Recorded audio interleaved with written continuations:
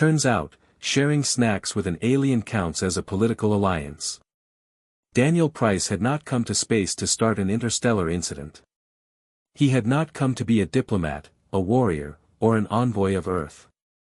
He was, in fact, a low-level accountant from Sydney who had saved up 3 years' worth of vacation days for a guided tourist package to the galactic core. He wanted souvenirs. Hologram photos. Maybe a funny story about alien bathrooms to tell at the office party. What he did not want was responsibility. Unfortunately, fate had a very different plan, and it began with a bag of potato chips. The Galactic Trade Hall was unlike anything Daniel had ever seen. Colossal pillars stretched toward a ceiling lost in hazy starlight. Transparent walkways crisscrossed above, carrying beings that defied physics, shimmering clouds, three-legged beetle centaurs, and what looked suspiciously like a floating jellyfish in a crown. Humans were new to this grand assembly, too new, if you asked the other races. The United Nations had only recently secured observer status in the Galactic Council, and official delegations were tiny, heavily scripted, and generally kept out of the way. But Daniel wasn't part of any of that. He was a tourist on a day pass, here for the architecture tour. His guide droned on in accented English about centuries of interstellar diplomacy and unbroken traditions of peacekeeping. Daniel only half listened, fumbling with his backpack.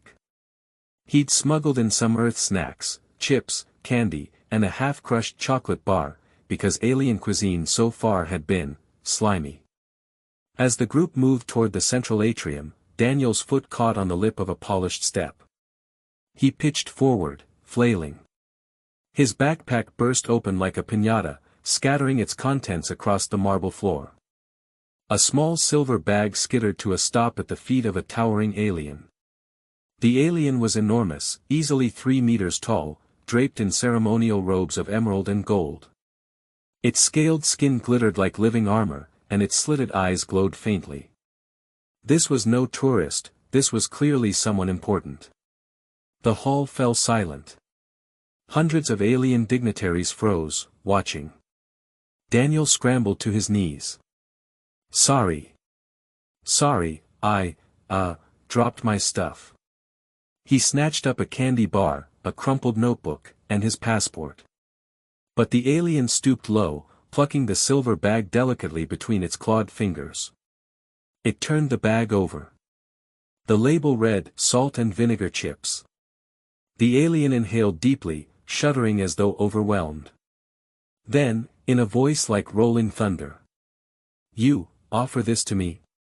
Daniel blinked. "What?" "Oh, sure, mate. Want one?" He tore open the top and held the bag out the way he might at a backyard barbecue. The alien extracted a single crisp, lifted it reverently, and placed it on its tongue. The crunch echoed across the hall. Its golden eyes widened. Then it bowed so low its forehead brushed the floor. Around them, 100 alien voices gasped in unison. Translator drones clicked to life, projecting the verdict in every tongue. The pact is sealed. The alliance of salt and oil is renewed. Daniel froze. The what now? Within moments, the hall erupted into chaos. Banners unfurled from the rafters. Drummers appeared from nowhere, pounding out a martial rhythm. Robed attendants rushed forward carrying scrolls, tablets, and what looked alarmingly like wedding garlands. The massive alien clasped Daniel's hands in its claws. At last, the cycle is complete. Your world honors us with its eternal bond. Daniel stammered, "Listen, mate, it's just a bag of chips." "Silence, consort," a smaller alien barked, shoving a quill into his hand. "Sign the Treaty of Crunch, and the Union shall be eternal." Daniel looked down at the glowing document. The title, helpfully translated, read, "Binding Marriage Alliance between the Sovereignty of Ashtel and the planetary entity known as Earth." He blinked. This is marriage paperwork." The guide fainted. By the next morning, Daniel's face was plastered across every screen on Earth. News anchors tripped over themselves trying to explain the situation. Tourist marries alien empire with potato chips. United Nations scrambles to understand Treaty of Crunch. Is Earth now part of the space monarchy? Diplomats were livid. Ambassadors panicked. Lawyers wept into their coffees. Meanwhile, Daniel sat in a press room, bags under his eyes, a microphone shoved in his face. "Mr. Price," one reporter shouted, "are you aware that your snack exchange is now legally recognized as a binding political alliance?"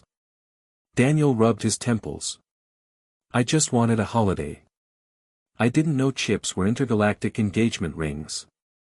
Beside him sat the alien diplomat, apparently now his bonded counterpart. She introduced herself as High Matron Vayashara of the Sovereignty of Ashtel. Her fanged smile gleamed as she addressed the cameras. "Humans shall forever be honored as our chosen kin. Together, our empires are unstoppable." Daniel muttered, "I'm just an accountant." The next week was pandemonium. Rival alien factions accused Earth of unfair snack-based diplomacy. One envoy claimed humans were weaponizing salted carbohydrates to destabilize the galactic balance. China accused the US of orchestrating the entire affair. The US accused Australia. Australia insisted Daniel was acting independently, but proudly pointed out he was still Australian. Memes flooded the net. One man, one bag, one empire. Marry rich, marry alien. Potato chips, humanity's deadliest weapon. Meanwhile, Earth's first formal invitation to the Galactic Senate arrived, signed by Vayashara and sealed with an oily potato print stamp. Daniel was dragged into meetings with ambassadors, generals, and scientists who peppered him with questions. "Did you knowingly invoke the right of crunch?" "No." "Did you intend to bond Earth into eternal alliance?" "Absolutely not." "Would you be willing to do it again? Perhaps with another empire?" "Do what again?" "Offer them Doritos, maybe. We've been stockpiling flavors, Cool Ranch, sweet chili." Daniel groaned. "This is insane."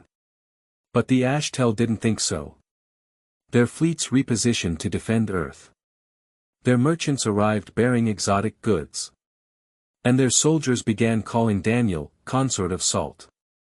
Worse, Vayashara had started sending him gifts, jeweled daggers, exotic silks, and what appeared to be a live alien camel. The tabloids went wild. Other empires grew jealous. Soon, the halls of Earth's UN headquarters overflowed with alien suitors presenting strange foods in hopes of forging their own snack pacts. One brought candied worms the size of baseball bats. Another unveiled a beverage so potent it dissolved the table. A third tried to gift humanity an entire moon, wrapped in a bow. Human diplomats panicked, unsure which offers were marriage proposals, trade deals, or declarations of war. Daniel, meanwhile, couldn't walk into a convenience store without being mobbed. Snack companies rebranded overnight. The chip that won Earth a galactic empire. Join the alliance, eat crisps. Sales skyrocketed. It all came to a head when the KRR-TAC Dominion accused Earth of snack treachery and threatened invasion unless given equal access to the potato bridegroom. Missiles locked. Fleets mobilized. The galaxy teetered on the brink of war, all because one man had shared his chips. Daniel was summoned before the Galactic Senate. Thousands of alien eyes stared down at him. He cleared his throat, heart pounding. "Look, I didn't mean to start a war. Where I come from, offering snacks is just being polite. It's not marriage. It's not an alliance. It's not a declaration of war. It's just chips." Silence. Then, from the shadows, Vayashara rose. Her golden eyes glowed. "And that," she declared, "is why we love them. They give freely, without demand. They share not for profit, nor for conquest, but because it is kind. That is why the pact stands." The Senate erupted. Some cheered. Some jeered. But none could deny it, humanity had introduced the galaxy to the most dangerous force imaginable, casual generosity. Months later, Earth had skyrocketed in galactic importance. Trade boomed. Treaties multiplied. Snack companies became defense contractors. Potato chip factories were now classified as strategic resources. And Daniel? He sat on a palace balcony beside Vayashara, still bewildered, still an accountant, wondering how the hell a bag of chips had turned him into the most powerful consort in the galaxy. Vayashara handed him a new bag of chips. "Shall we?" Daniel sighed. "Only if you promise not to start another empire with it." She smiled, fangs gleaming. "No promises, consort of salt."